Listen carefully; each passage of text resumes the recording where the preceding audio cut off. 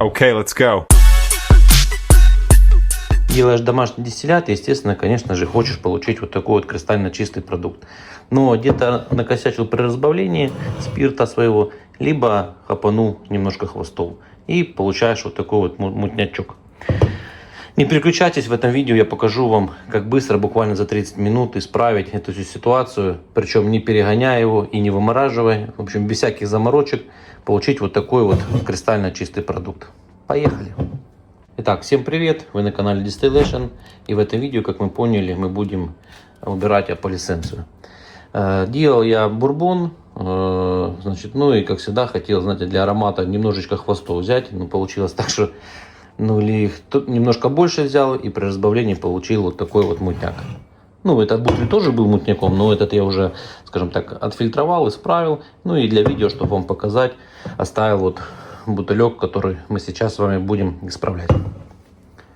Итак, что нам для этого понадобится? Ну, прежде всего, мы для удобства возьмем такие 2,5 литровые банки, чтобы все 4 литра тут нашего дистиллята мы не гоняли туда-сюда, ну, скажем так, чтобы видео долго не затягивалось. Возьмем для удобства 2,5 литровые банки. Этот мы отставляем, отфильтрованный дистиллят. Значит, вот такой вот шприц. В данном случае у меня 100-кубовый. Но для, вот именно если убирать аполисценцию, я бы, конечно, брал бы 200-кубовый, потому что туда, во-первых, воля больше влезет. Ну и, соответственно, фильтрующий слой будет больше. Ну и, скажем так, качество будет лучше, фильтрация. Потом вот такой вот активированный уголь. Вот, как мы видим, вот такой вот фракции. Вот, как видим на камеру. Я его предварительно промыл водой с-под обратного осмоса, чистой. Вот такой вот уголь. Ну и вот такой вот, скажем так, простенький насосик. Заказывал на Алиэкспресс. Стоит буквально $7. Ну и вот такой вот шим-контроллер для регулировки его скорости. Ну, это, в принципе, шим-контроллер, это не обязательно, скажем так, для удобства. Это я взял. Ну и, соответственно, все это дело подключается, там подключено к 12-вольтовому адаптеру. Сейчас мы, значит, наш дистиллят перейдем в банку и остальное берем, а то все остальное за кадром отфильтруем. Переливаем его сюда. Ну, как видим, мутнячок такой, да, получился. Ну, запах, кстати, на запах хороший, на запах вот, не чувствуется этих хвостовых фракций. Единственное, что, конечно, по цвету, я потом буду его дальше делать из него ряд напитков. Это уже будет тема следующего видео. Все, и теперь берем вату и сначала делаем первый фильтрующий слой. Где-то на 20-30 кубов забиваем вот это вот пространство ватой. Вату, кстати, нужно использовать не медицинскую, обычную. То есть с магазина, то есть, ну, чтобы не, потому что может продукт потом отдавать лекарствам. Вот так это все забиваем. Ну и желательно поршень, когда с шприца не выкидывать. Но у меня, к сожалению, где-то он затерялся, поэтому нужно очень плотно здесь все это дело вот так вот затрамбовывать. Чтобы плотненько, прям плотненько вата затрамбовалась. Ну и все, и теперь остальное тут, я думаю, где-то до 80-90 запихиваем, затрамбовываем его активированным углем. Ну, вот так вот ложечкой аккуратненько туда затрамбовываем. Вот так постукивая предварительно, чтобы оно равномерно там расходилось. Притрамбовываем. Чем плотнее фильтрующие слои будут лежать, скажем так, плотно, тем качество фильтрации будет лучше. Вот так вот затрамбовано. Так, ну еще, наверное, ложечку кину. Сейчас вот так вот. Вот. Ну и все остальное все вот тут вот сейчас затрамбовываем ватой. Вот таким вот способом. Вату прям надо плотно, чтобы заходила она. Вот так вот. Чем плотнее, тем лучше будет. Как я уже сказал, так. Вот так вот. Сейчас еще кусочек возьму ваты. Еще.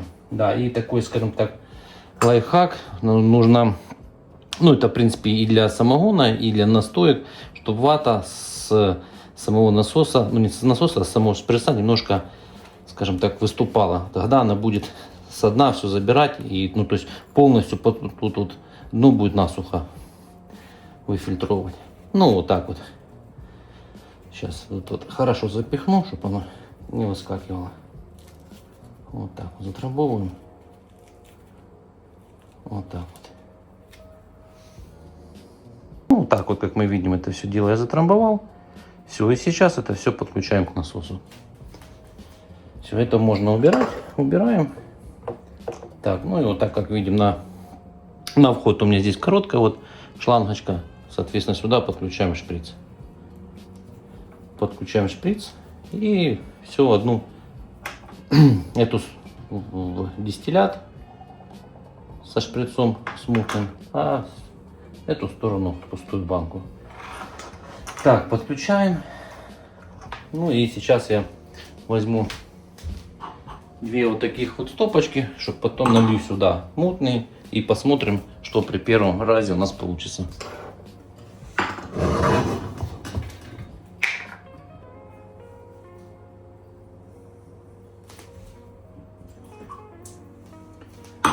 Так.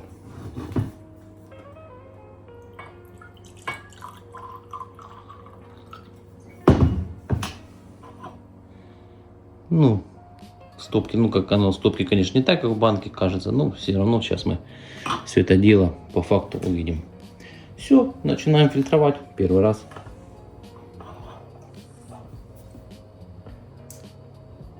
Итак, потихонечку. Сейчас, наверное, я сначала шлангочку, потому что, ну, в эту банку опущу, потому что может идти остатки улят, которые там еще остались, пыльцы этой самой. Сейчас посмотрим, какой. Сейчас. Посмотрим. Ну вот, как мы видим, чисто идет угля. Вот даже вот видно, пошло вот немножко мутновато, черновато, все, видите, буквально пару секунд и остатки угля ушли.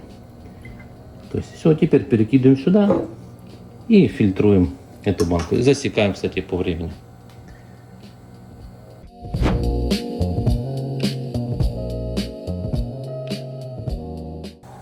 Ну и как видим, вот то, что я говорил, что нужно вату выпускать за пределы шприца. Вот как видим, ну, практически досуха все высосало.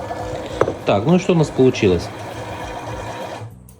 Получилось у нас при первой фильтрации, скажем так, вот уже вот такой практически кристально чистый продукт. Но я буду сейчас ее еще второй раз. Вот я даже в рюмку отобрал. Вот как видим, ну, вот так, если руку приложить, видим вот кристально чистый продукт. Ну и на запах, кстати, на запах он стал немножко лучше, я думаю,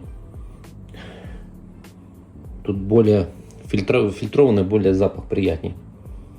Ну тут тоже, кстати, вот тут, ну, скажем, хвосты не испортили запах, просто что на цвет помутнел. Но запах за счет углевания он поприятнее все равно стал. Вот. Так, все это дело есть. Сейчас мы эти стопки обратно выливаем сюда. И второй раз, чтобы уже довести, скажем так, наш продукт практически до идеала.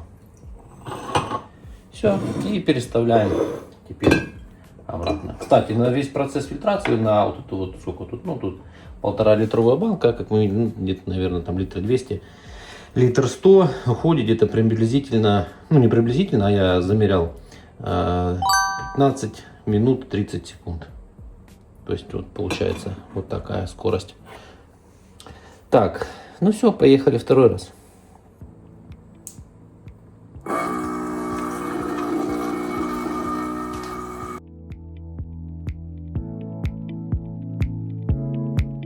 Итак, закончили мы второй раз фильтровать. Ну и видели вы в процессе таймлапса, что я там набирал в стопку, соответственно, в процессе фильтрации. Ну и вот, как видим, какая у нас кристально чистый продукт получился. Вот так буквально за 30 минут можно исправить все это дело, не перегоняя, не вымораживая, ну, тут не применяя там различных методов. более сложных. Все вы, наверное, видели в интернете, ну вот такой, как вот сейчас здесь выглядит система фильтрации, продается на многих маркетплейсах, ну, которая закрывается так сверху крышкой, ну и потом насосом так выкачиваешь, и под вакуумом оно переливается, фильтруется. Да, система хорошая, но, скажем так, она чисто для настоек. Вот, допустим, по лицензию, но она так не уберет. Просто физически места нет, куда можно уголь тут засыпать. Поэтому, ребят, не тратьте деньги, реально. Буквально $7 насос, шприц стоит буквально копейки. Ну, шим-контроллер это, скажем так, для удобства и блок питания. Я думаю, у каждого, в принципе, есть и найдется в квартире, дома. Поэтому прошу прокомментировать данное видео, что вы по этому поводу думаете, какие методы очистки опалесценции, ну и, соответственно, фильтрации настоек вы используете. Кому понравилось, ставьте лайки, кому не понравилось, дизлайки. Это алгоритм YouTube помогает продвигать наши видео. Ну и прошу, конечно же, подписаться, потому что дальше будет много интересного, много рецептов. Вот, ну, в заключение, что хочется сказать, видим, вот поставлю вот так вот.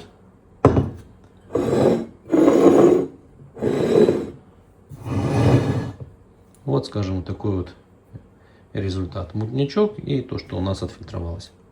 Все, ребят, всем спасибо за просмотр. Будем давать теперь в следующих видео жизнь этим напиткам.